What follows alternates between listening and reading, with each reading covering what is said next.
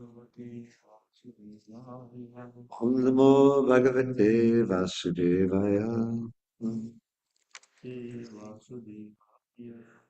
Reading Srimad Bhagavatam, Canto 6, Chapter 16, verse number 32.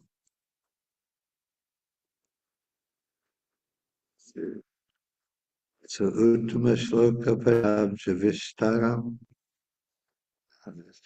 So Uttama Shloka Padabja Vistaram. Premashuresha Upamedayam Muhu. Premo Paruta Kila Varna Nirgamo. Naiva Shakatang Prasamiditum Chiram. So Uttama Shloka Padabja Vistaram. Premashulesha Upamehayan Muhu. Premo Paruta Kila Varna Nirgamo. Naiva Sakshatam Prasamiditum Chiram. Anybody want to do it out there? Land? Sa Uttama Shloka Padabja Vishtaram Premashuruleshar Upame Hayan Mohu Premo Parud Haikila Varnavir Gamo Naivasakatam Pasamiditum Chiram. Sa Uttama Shloka Padabya Vishtaram. So Uttama Shloka Padabja Vistaram. Premashulesha Upamehayan Muhu. Premashulesha Upamehayam Muhu. Premo Parudha Kila Varnirgamo. Premo Paruda Kila Varna Nirgamo. Naivashakatam Pasami Ditum Chi. Vasakatam Prasamiditum Chiram. Sahan. He. Uttama Shloka of the Supreme Personality of Godhead. Pada Abja of the lotus feet. Ishtaram, the resting place. Prema Ashru, of tears of pure love. Ishay, by drops. Upameha, moistening. Muhu, again and again. Prema Uparudha, choked with love. Akila, all. Varna, of the letters.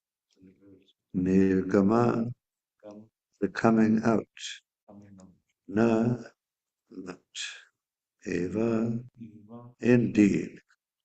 Asakat was able. Some unto him. Some prasamiditum, to offer prayers. Shiram, for a long time.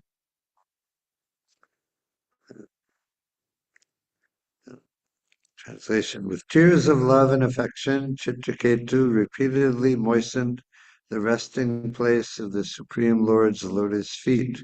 Because his voice was choked in ecstasy, for a considerable time he was unable to utter any of the letters of the alphabet to offer the Lord suitable prayers. Repeat after me. With tears of love and affection.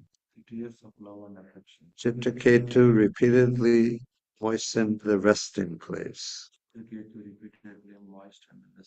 of the Supreme Lord's lotus feet,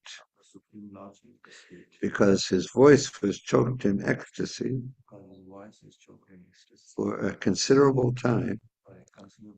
He was unable to utter any of the letters of the alphabet to offer the Lord suitable prayers. Prabhupada's purport. All the letters of the alphabet and the words constructed by those letters are meant for offering prayers to the Supreme Personality of Godhead. Maharaj Chitraketu had the opportunity to offer prayers to the Lord by composing nice verses from the letters of the alphabet. But because of his ecstasy, for a considerable time he could not join those letters to offer prayers to the Lord. As stated in Srimad Bhagavatam, Canto 1, Chapter 5, verse 22, Idang hi pumsas tapasa shutasya va, shishtasya shuktasya chabudhidattayo, avichuttarta kavibir nirupito, yad uttama shloka gunanuvarnam. If one has scientific, philosophical, political, economic, or any other abilities and wants perfection in his knowledge, he should offer prayers to the Supreme Personality of Godhead by composing first-class poetry or engaging his talents in the service of the Lord. Chitraketu wanted to do this, but he was unable because of loving ecstasy. Therefore, he had to wait for a considerable time before he could offer prayers. Om Gyantimirandasya Gyananjana Salakaya Chakshurmilitam Yena Tasmai Shri Gurave Namaha Shri Chaitanya Manobishtam Stapitam Yena Bhutale Swayam Rupa Karamayam Jadati Swaparantikam Vandeham Shri Guru Shri Juta Parakamalam Shri Gurun Vaishnavamcha Shri Rupam Sagrajatam Sahagana Raghunathan Vitam Tam Sajivam Sadvaitam Savadutam Parijana Sehitam Krishna Chaitanya Devam Shri Radha Krishna Padan Sahagana Lalita Shri Vishakanvitam Sha He Krishna Karuna Sindhu Dinabandho Jagatpate Gopesha Gopika Kanta Radha Kanta Namostute Tapta Kanchana Gaurangi Radhe Vrindavaneshwari Vrishabhanu Suti Devi Pranamami Hari Priye Panchakopatuvishcha Kripa Sindhu Evacha Patitanam Pavanebhyo Vaishnava Prabhu Nityananda Shri Advaita Gadadhar Shivasari Gaur Bhaktivinda Hare Krishna Krishna Krishna Hare Hare Hare Rama Rama Rama Hare Hare. Just gonna get one thing real quick.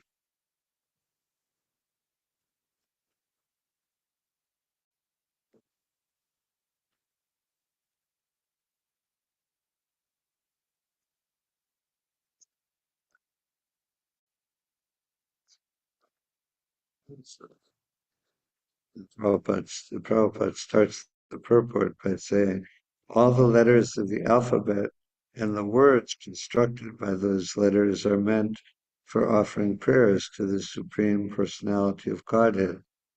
A perfect example of that is Lord Chaitanya, when he was young in Navadvip, he had a school and he taught, in school, he taught that every letter means Krishna.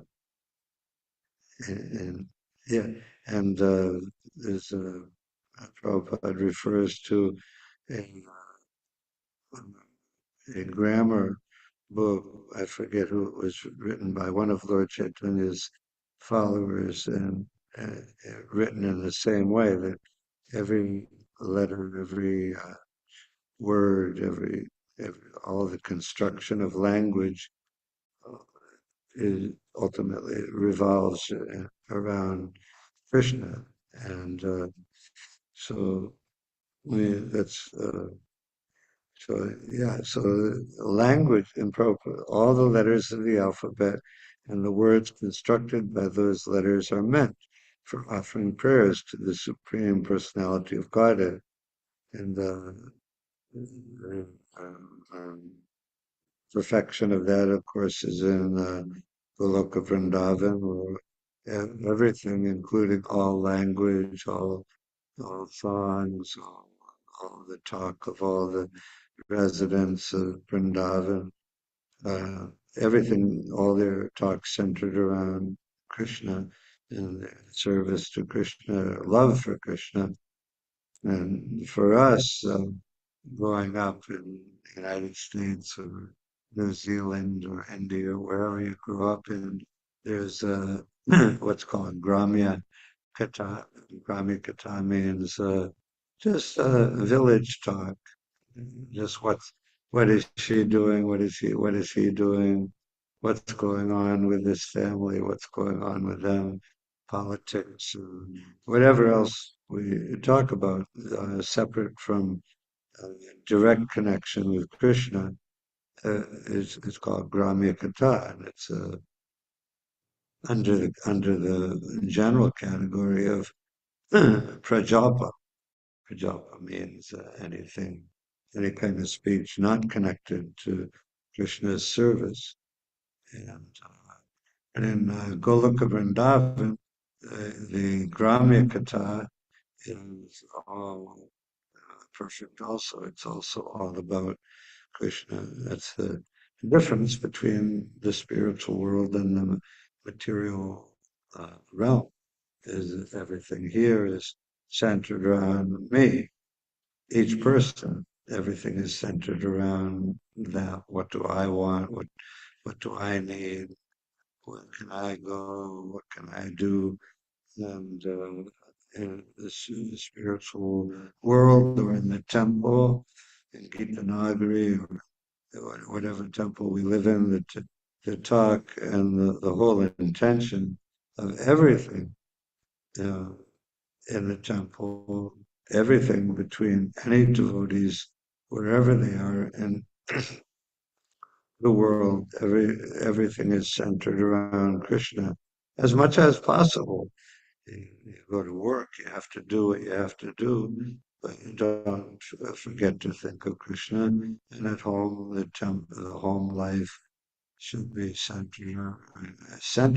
actually centered around Krishna. Prabhupada always recommends or instructs for householders that they get up in the morning and where they perform Mangal Arti, and they chant japa, have some kind of reading or study of the Srimad Bhagavatam, the Shastra, and throughout the day they have to do whatever they have to do, but then in the evening they should uh, as a family, as much as possible, together as a family, chant, have kirtan together, you know, take prasadam together, worship the deities together,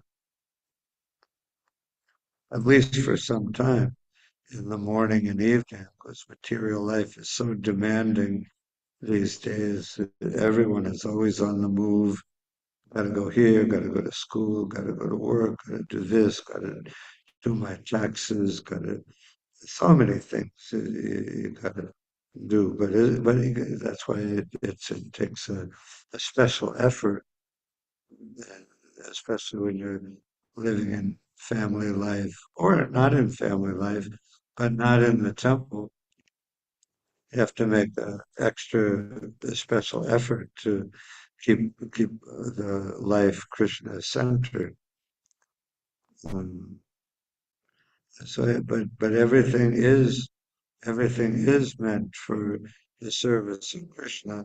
Not only language, all language is all meant for uh, referring to Krishna, reading about Krishna, thinking about Krishna, talking about Krishna.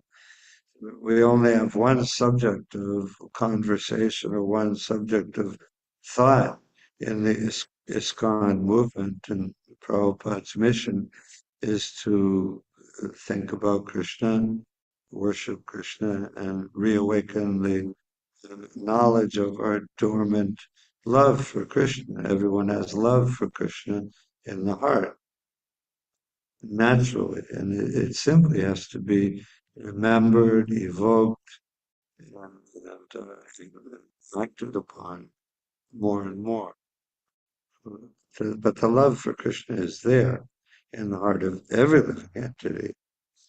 And,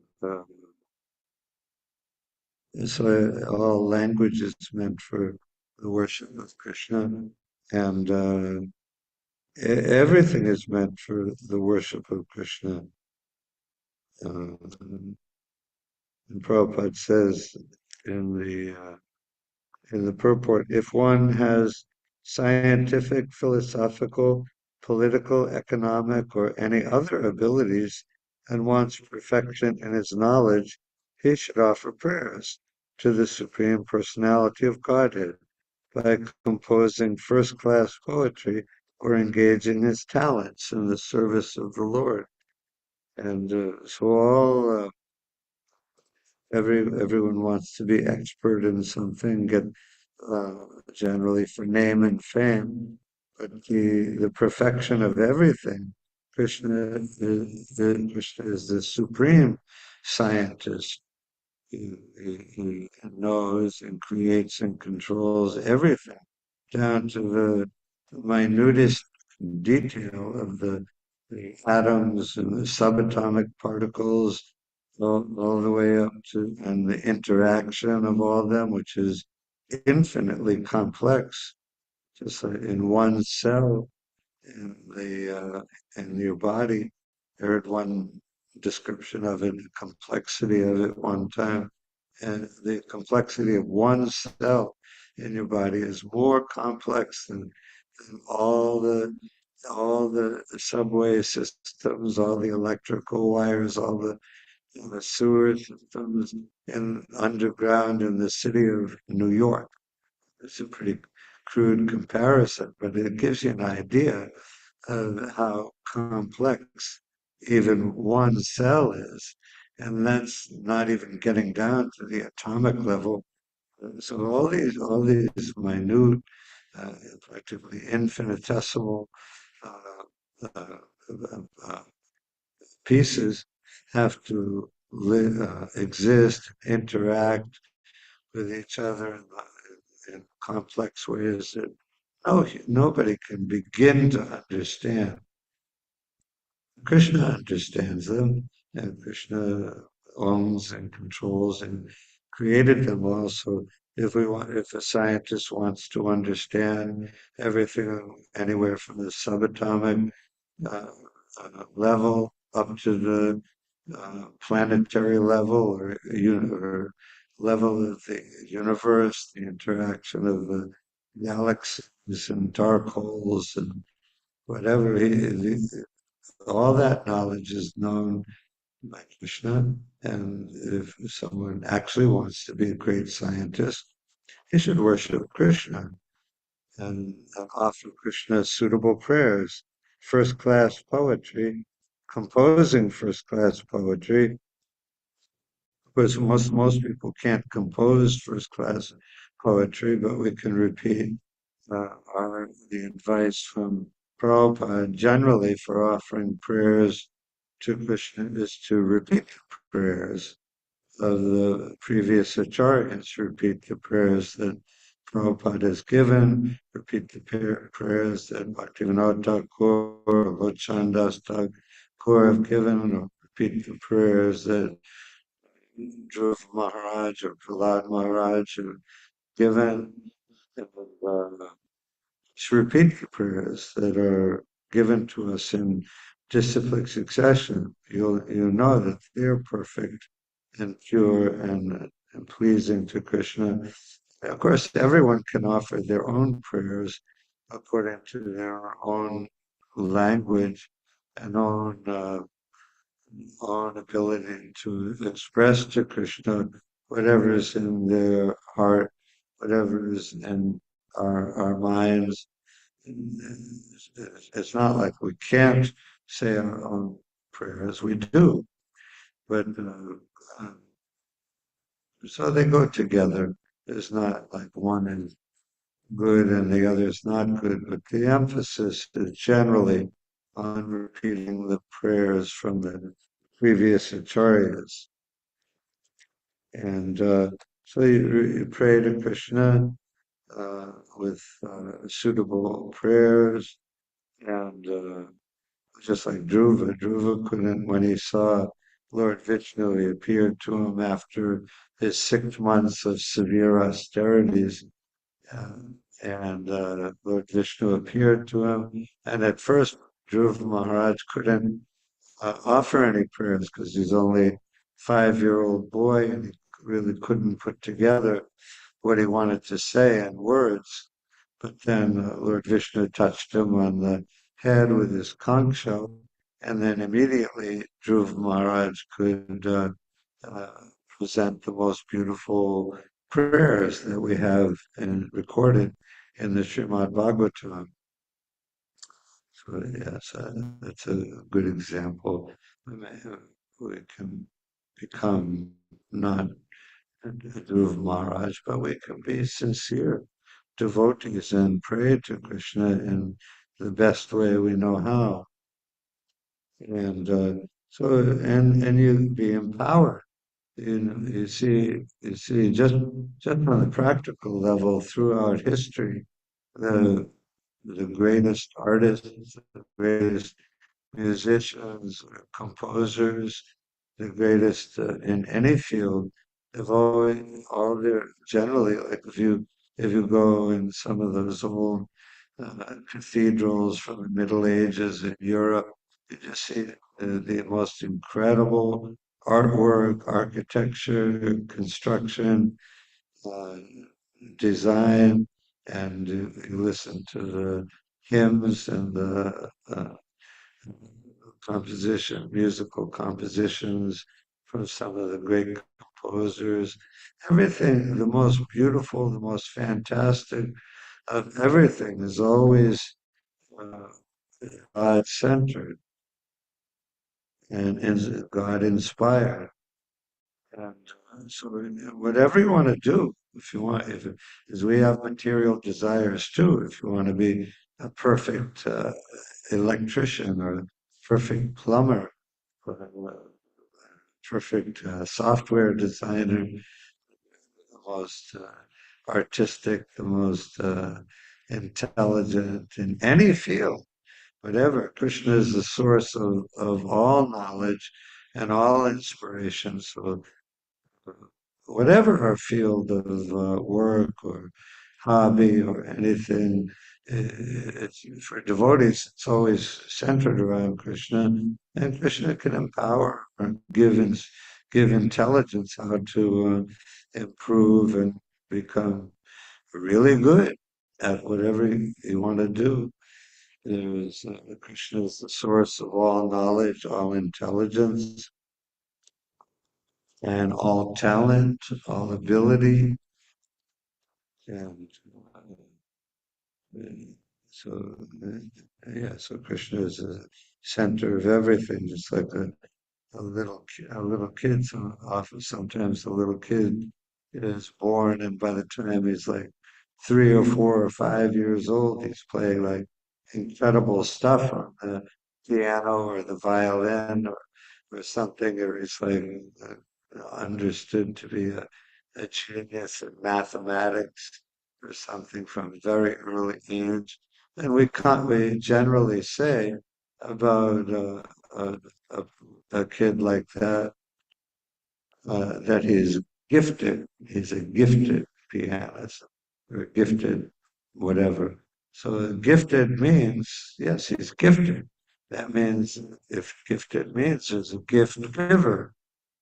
The kid didn't give himself the gift of playing the piano. He was given the gift according to his karma in material life. He was given the gift of by his karma from the demigods, from Lord Brahma, from Krishna. Is gifted. So all the devotees can become gifted, and we want to become good and expert in whatever our service for Krishna is. Prabhupada sometimes remarks about one of the qualities, 26 qualities of a devotee is daksha, daka, daksha. And so that means expert. So the devotees, one of the qualities that develops in the devotee is an expertness. And we see it over the course of time from devotees who have started out cooking, not knowing hardly how to cook anything, or the early artists like Mother Chaturani, was the first artist in ISKCON. And if you see her very early paintings, they're not very advanced technologically, technically, and there's one letter exchange between her and Prabhupada when she was in Boston in 1967. I read it again just recently, and she told Prabhupada in one letter that she was thinking of going to art school and learning how to be a better artist. And Prabhupada told her not to. He said, "You're already an artist for Krishna, and we don't have much time." It's true for any devotee with any type of talent or ability or desire. We don't have much time to perfect 20, 30, 40, 50 years, maybe. She's still an artist. She must be about 80 now, and she's still painting incredible paintings. But Prabhupada told her at that time that, yeah, we don't have much time. Just use whatever you know now in Krishna's service.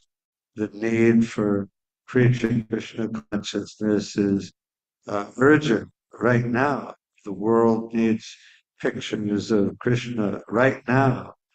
And so I just want you to paint. And even in Prabhupada, in one letter to her, and Prabhupada sent that letter to her, and and she felt that she had been chastised a little, and she became, and and he didn't like her idea, so she became kind of downhearted and a little discouraged, and she wrote back to Prabhupada a very short letter.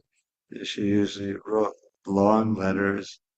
She wrote a really short letter. I don't have that letter, but and Prabhupada wrote back to her. He said, "I see you finished your letter to me in only a few lines, so I can understand that you're feeling bad, you're feeling discouraged." But he cheered her up. He said some things to cheer her up, make her feel better. And then he gave her an example of, he said, I forget where he was at the time. I think either I think Los Angeles. It's 1967. The Los Angeles temple started shortly after not long after the San Francisco temple. And yeah, so he wrote a letter back, and he gave her an example. He said, "They took me to a Unitarian church, and I was not brought up, but went to Unitarian church when I was a kid. And there's no dogma, there's no rules, there's practically no Bible reading in Unitarian church. It's not much like a church really at all. It's kind of like a church, but they sing some hymns and things, but it's like the sort of, it's almost, anyway, it's like that. And Prabhupada said they showed me a painting on the wall in the church of some bamboo sticks that were stacked up in a certain way. There's a painting on the wall in the church. And Prabhupada said, it was explained to me that this is modern art. And he said, I didn't see anything artistic in it. All I could see was a bunch of piled up bamboo sticks. And he said, so if you want to become a great artist in that way by studying in the art school, he said, then I'll pray for you. Anyway, so that's like a side point. But the main point of the letter, of his previous letter and his preaching in general, was that we've done so many things in so many previous lives. Who knows what you've done in previous lives? But in this life, we just take whatever talents or abilities we have now and use them in the service of Krishna. And Krishna will help us perfect them. Like if you see the evolution of Mother Jadavani's work, painting over the 60 years since she started painting pictures of Krishna, you'll see over the course of time, her paintings have become incredibly brilliant works of art, painting Krishna and his pastimes in Vrindavan. And of course, their early paintings were wonderful too. The work of the early artists occur and the other early artists in ISKCON are fantastic too. But they was one of the first things I loved when I started going to the temple and had my first Krishna book and Bhagavad Gita as it is was I was amazed by the paintings of Krishna. And Prabhupada called them windows into the spiritual world. And that made so much sense to me as soon as I saw them. Yeah, these are windows into the spiritual world. I could immediately understand. So, yeah, so her paintings in the beginning were wonderful and but simple, relatively crude, but you could say but over the course of time, you see how incredible an artist she has become by any standard of judgment, by any standard of artistic analysis or judgment in the world. So, yeah, so that's an important point is, that Prabhupada definitely emphasizes to take whatever we know right now and use it in Krishna's service. And Krishna will show us how to perfect it and develop it more and more over the course of time. Krishna is in the heart of every living entity. If he can give, even ordinarily, if you play like when I was a kid, used to play sports, and just in the ordinary course of playing, or I used to take piano lessons, guitar lessons when I was a kid, and even for any ordinary person, if you have a real desire to do something and improve in something, it's common that you find that you're practicing, but you can't get it, whatever it is, you're trying to do it right, it's not coming to you, and your fingers are awkward, or your body is awkward, and you can't really do it good, but you keep practicing, you keep trying, and then one day, all of a sudden, you can do it a lot better, like all of a sudden. And it's like a common thing for any athlete or any musician. It is an experience that so many people have. And so, but yes, anyway, if that's true, it is true for any normal person and a normal materialistic person in any art or science or whatever. Um, then how much more will it be true for the devotees of Krishna? Krishna will give us so much ability and talent. You may not be talented at something, but Krishna can give talent, which is just more than doing the mechanical side of anything. Yeah, so uh, I'll ask if there's any questions or comments now, and if there's not, I'll keep going. till 7 o'clock. Does anyone have anything they'd like to say?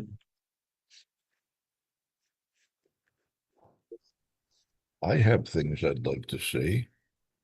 Oh, There's not time for all the things I'd like to say. I can I want to concur with you that what I heard many times from Srila Prabhupada was that whatever talent you presently have, engage that in Krishna service.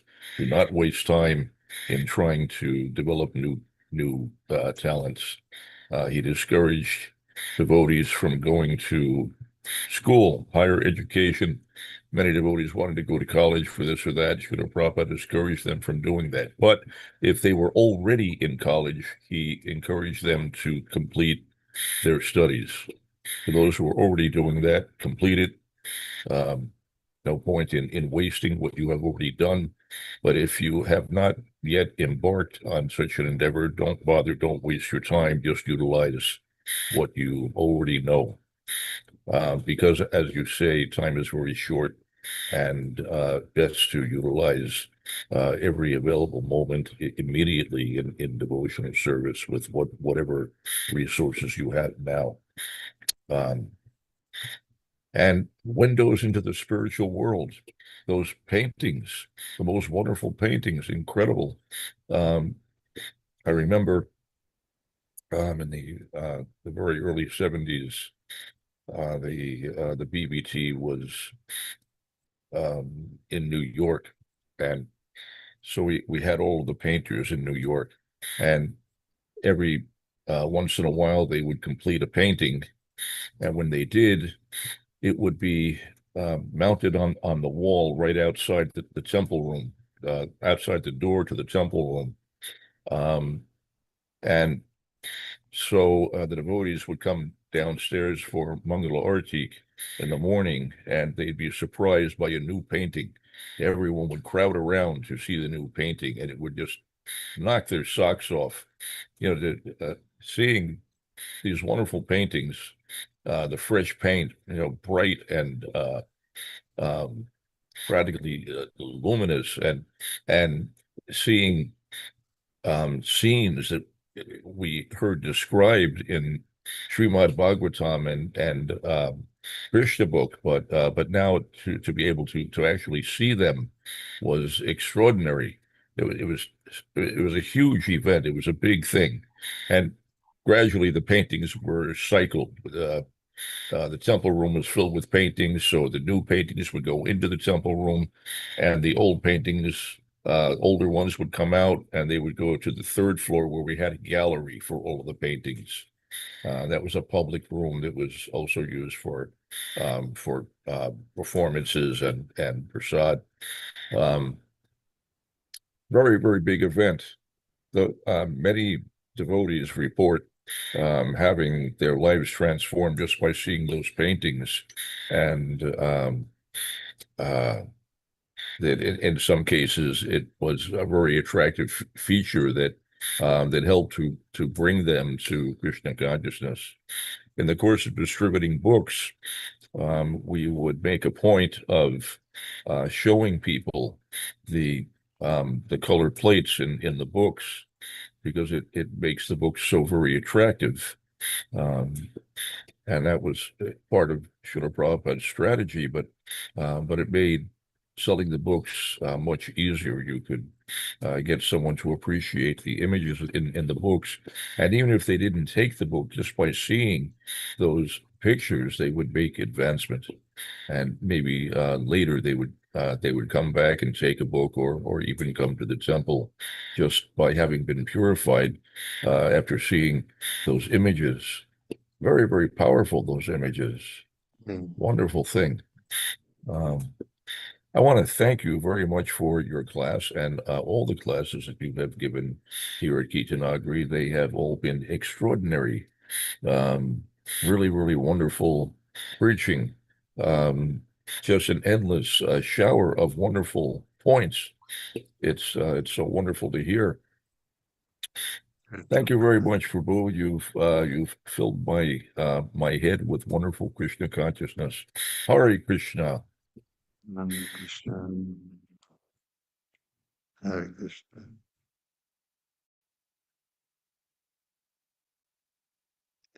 Anybody else want to talk? Is that, it's just one more point. I was at an experience last week, and first I'll tell this one, just something that was I saw just a few days ago about some interaction with Prabhupada, and I think it was in Florida. I'm not sure, but some reporter who came to interview Prabhupada, and as reporters do, they're looking for some story for the newspaper, something unusual or outlandish or sensational. So they were often, pretty challenging with whoever they interview, including Prabhupada. And this one reporter was asking some questions, and the interview was over, and Prabhupada was leaving, and the reporter asked him one more question. He said, why aren't there many devotees? and in your movement, and of course, from our point of view, the movement is huge. Our movement includes the whole spiritual world, but even on this planet, ISKCON is even at that time in the mid 70s, ISKCON was very big to the devotees. It was everything. But from the material point of view, it's only a few people. And the reporter asked Prabhupada, why aren't there many people in your movement? And Prabhupada just turned to him and he said, because we have four rules: no meat eating, no intoxication, no illicit sex, and no gambling. And the man was like, oh, yeah, I get it. Because, it's Krishna consciousness and discipline. Millions and billions of people are influenced and benefited by Lord Chaitanya's movement, but it's a relatively small number that will actually take to it seriously, because it does demand a lot of, ultimately demands everything. It demands sacrifice and severe reduction in sense gratification. That was one thing. And the other experience I had a few days ago is Ratna Swami was visiting in the Boston Temple, and he brought some of his top lieutenants with him. And then Ramapad Swami came also in the midst of all that. So suffice it to say that there was a lot of activity in the Boston Temple, with so many devotees visiting, so many things going on, and just devotees running all over the place doing this and that, and so many things. And so I was down uh, in, in the basement one day where all the mess goes, the trash goes before it goes out to the dumpster. And the dumpster was already full, so all the trash was backing up into the basement. And couldn't get rid of it. And the floor in the basement was a mess. So I was down there uh, cleaning up in the basement. And there's this other brahmachari was down there, a disciple of Radhanath Swami, for a long time, for about 20 years. Really nice, really nice young brahmachari, really good preacher, and actually a senior man. He's like 20 years, and he's strict brahmachari, and I'm friends with him, and so I'm the only Prabhupada disciple that lives in the temple, everyone else is a lot younger than me, so they give me a certain amount of respect, and but mostly I'm just friends with everybody. But they're pretty respectful too, and anyway, I was down there sweeping and mopping in the basement, and this other devotee, it's a friend, but he much younger devotee, and he says, "Oh, you're always doing all this humble service, but you never want any credit for it. You never take any credit for it." So he's been really nice, really humble, and and then it came to me, and I just said, I said, what credit do I have? I have credit for becoming envious of Krishna and leaving his association in the spiritual world. Like, what credit do I have? And yeah, I'm trying to do so. But I thought about it later, and it was a good answer, a good thing to say, because that is my position, and that's the position of all of us. There's so many great souls in the ISKCON movement, far, far, far above my understanding or realization. Great, great pure devotees in ISKCON. But in general, I'll just say, uh, most of us are, what credit do we have?